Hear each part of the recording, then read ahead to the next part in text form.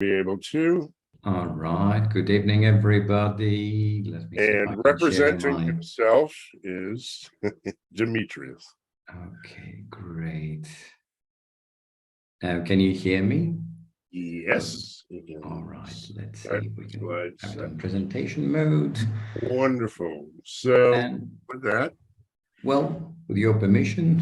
10 minutes and take it away. Thank you.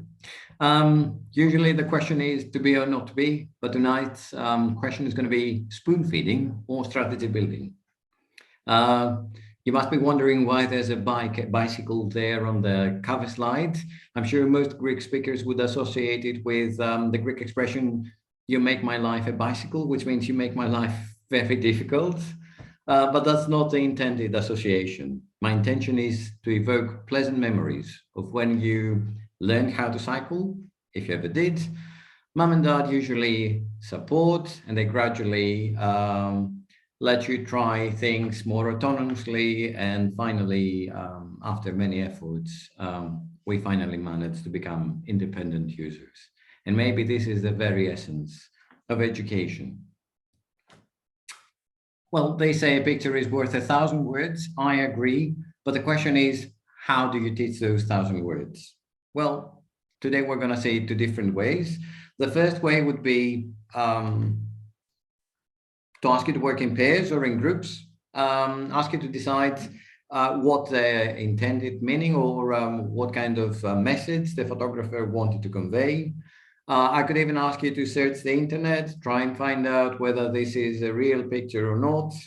And of course, I could use Flipgrid, or I could invite you to have a debate on the impact that this practice might have on learning and the learners. That's one way to do it. The other way to do it is the traditional spoon feeding way. So tonight we will be talking about spoon feeding, a particularly popular practice among parents, teachers, and students, which requires no brain usage. And of course, I plead guilty. I've done it several times. I've lectured non-stop in class. If you really want to take spoon feeding a step ahead, you can even email student homework, even though you've asked them to write it in class, even though you've shared it on the school's LMS, but you still have students or parents emailing, excuse me, sir, what have we got for homework? Of course, you can deify vocabulary companions, meaning that students don't know how to use or will never, ever learn how to use dictionaries, online dictionaries, or any of the applications that Jake has shown earlier. And of course, there are many, many more examples of the forms of spoon feeding that we can find in teaching EFL. Now, what might the effects of spoon feeding be? Minimal or no effort? Oh, I can't do it, sir. I don't know. It doesn't seem familiar to me. They can't cope with any difficulty. It's too difficult. You need to help me. I can't do it on my own. Constant intervention by parents. You haven't taught that, or you need to revise that, or you need to explain that in more detail because it's a difficult structure.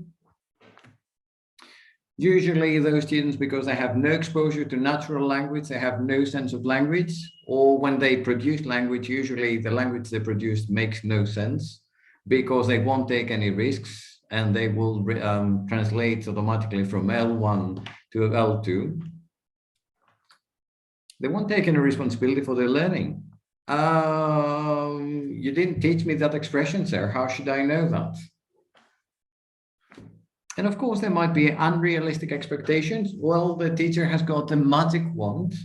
Of course, it goes without saying that as a teacher, you need to take your students from B2 level to C2 level within a few months without your learners doing any extra reading articles, watching videos. No, there's no way.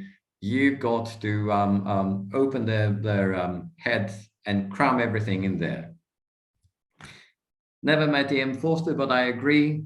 spoon feeding in the long run teaches nothing but the shape of the spoon. It might work for a short period of time, but in the long run, there's nothing that can be achieved. Now, who's to blame? The media. If you look around, they don't need any kind of critical thinking. Parents, schools, the system, the establishment, probably sometimes about weather, spoiled kids, and ourselves. In the meantime, there's a completely different world out there. There are students who are not interested in being lectured, in being brainwashed, and they don't care about grammar, they don't care about methodology, they don't care about what we are trying to persuade them to do, but they are interested in the lyrics, they're interested in the intended message, they communicate with other students, with other people all over the world. So what's the alternative to spoon feeding? Building strategies. Show them how to reach the stars, but let them enjoy the voyage. Don't do it for them. In other words, as the cliche goes, teach them how to fish. Don't catch the fish for them. But I think I can read your mind. Yeah, I know. You're thinking, I've got no time to develop strategies, to help them build strategies. Well, let's see an example and let's see how easy that might be. Let's find an ordinary project. It's very trendy these days. And let's see two examples. One, find information about the Mona Lisa and present it in class. Here is the link that I want you to use. I suppose you can imagine what the outcome might look like. And here's the same project, slightly phrased differently. Select a painting that's special to you, create a short presentation, 5 slides, sharing with your classmates. Who created it, where, when, under what circumstances, what did the painter want to express, what's your reaction when you see it? If the artist painted it, how would it be different? Now, I want you to think of which one you think promotes spoon feeding and which one promotes autonomy. I know Rob is quite harsh with time, so obviously brevity does not necessarily promote autonomy. The first one spoon feeds them because they basically copy and paste. The second one promotes some strategies and some skills. To make a long story short, help your students, give your students choice. Promote self-regulation. And by self-regulation, I mean self-monitoring, self-instruction, goal setting, self-reinforcement.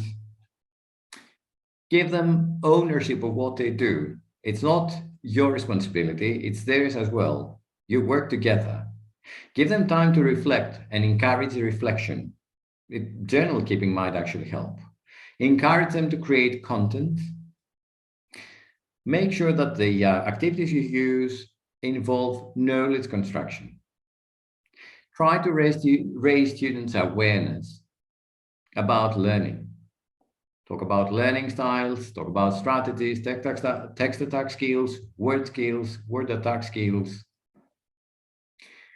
Try to help them develop their critical and creative thinking skills by appealing to real-world problems and innovation. And finally, try to encourage as much as you can collaboration. Now, another aspect that is a game changer these days is learning technology. Try to promote digital literacy, netiquette. In other words, not copy-pasting, but try to help them develop skills like researching, analyzing, synthesizing. Encourage content creation. Technology makes it easier, so much easier these days. Try to make the most of self-assessment. It's the easiest thing in the world with technology. And of course, exploit exposure to language. There are tremendous opportunities out there. And asynchronous learning, even though it might scare some people, it is actually a very nice way to help your students develop a certain degree of autonomy. Thank you very much. I know we don't have time for questions, but you can always send your questions to my email, Thank you very much, Rob. Thank you very much, Maria. Thank you very much, Tisla Macedonia Thrace. Thank you so much. And